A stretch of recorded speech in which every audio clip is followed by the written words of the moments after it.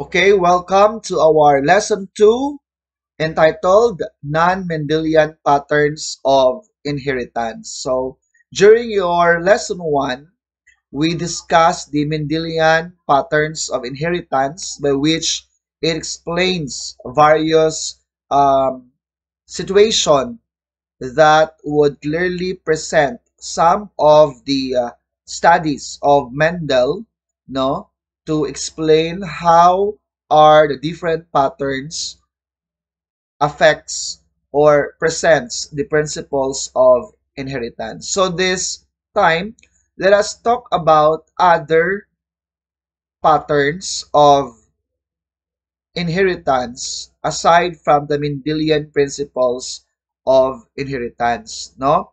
The same with in this topic, there will be some genetic problems which we are going to answer, no, based on the activity presented in this lesson. So remember, no, as we recall that Gregor Johann Mendel, or simply Gregor Mendel, is considered as the father of heredity. Because of his study on the pea plants, no, it provided us the basic information or data about the patterns of inheritance. But due to modern technology and studies of modern geneticists, now we are able to discover various outcomes of experimentations and inquiries that cannot be answered by the laws of Mendel alone. So this lesson will focus on the other or the non-Mendelian patterns of inheritance. So ang una-una nga non-Mendelian principle is the principle of incomplete dominance. When we say incomplete dominance, no, there is one pattern discovered is that one allele is not completely dominant over the other allele, resulting in the blending of characteristics or the appearance of an intermediate phenotype possessed by the two parents. When we say co or incomplete dominance, meaning to say there is a blending or the combination of both characteristics coming from the parents. In a genotypic presentation, no, for example, ang isa ka allele, hindi siya completely dominant over sang isa ka allele. So as a result, no, nag-blend ang characteristics nila, ang appearance nila, nag-produce ang tawag naton nga intermediate phenotype. When we say phenotype, this is the observable trait, no, that can be seen in a certain organism. While the genotypic or the genotype naman, it is the actual allele combination of the traits, no? So example there is a study sa flower color, no, sa hibiscus or your gumamela and the mirabilis halapa or the 4 o'clock flower. No, a cross between a red colored flower and another white colored flower would result in the production of offspring that are pink colored. So in this example, mambal naton siya nga incomplete dominance siya, or it explains the principle of incomplete dominance because there is no red or white colored flower nga nag-appear, but rather ang iyang resulting offspring nagiging pink siya. Because if you're going to combine the red and the white, it will result to the color pink, no, as the blending of the color red and color white. So in the table, as you can see sa inyo, the module, we have here the alleles for red flowers, which are represented by big letter R's, and the white flowers represented by big letter W. So in this part, this is what we call the first parental generation or the P1.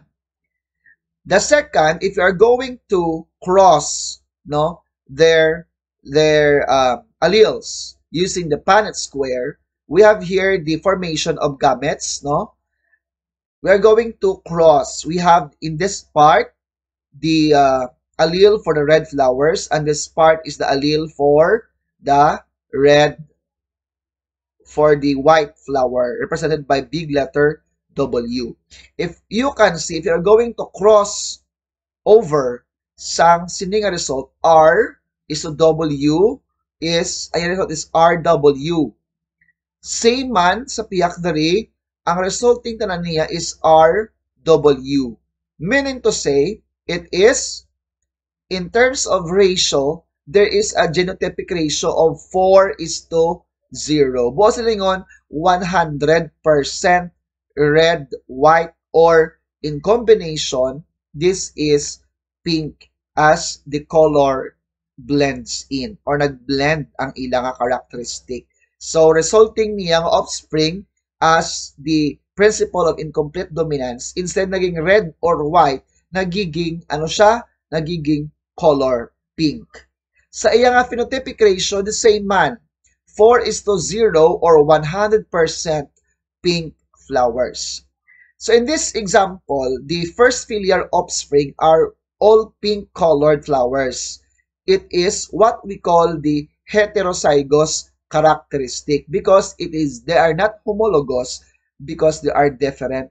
No, they have distinct from the two homozygous parents. No, naghalin siya sa duha ka homozygous parents and they are both expressed as in the blending of characteristics, which is your RW represents the heterozygous characteristics. So when the first filial offspring were allowed to self-fertilize, the F2 or the second filial generation offspring produced a genotype and phenotype ratio of 25% nga red, 50% nga pink, and 25% nga white. Sa ratio nga 1 is to 2 is to 1. Okay. Try to look at on the table dire sa ubos. So for example, assuming no nga nag self-fertilize siya. Di ba amo ni ginang aton nga offspring sa second filial generation. So this will serve as the second parental generation na. Mag self-fertilize siya or ma-fertilize siya, we have here the RW, then we are going to apply.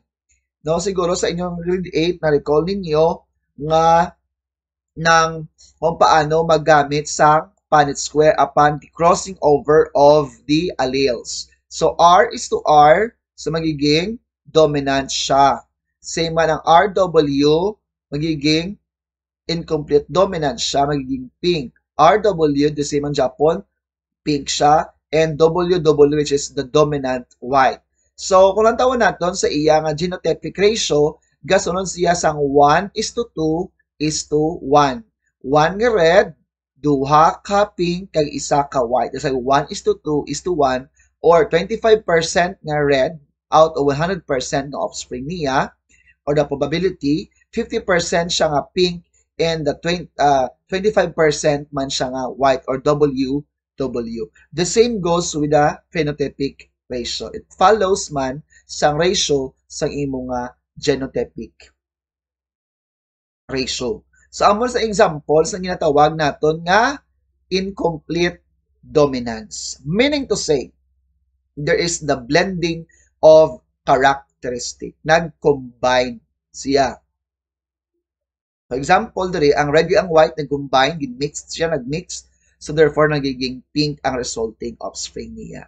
So that's example of incomplete dominance. Ang tandaan naton or ninyo sa mahambal kita nga incomplete dominance, nag-blend or the blending of characteristics. Incomplete dominance ina.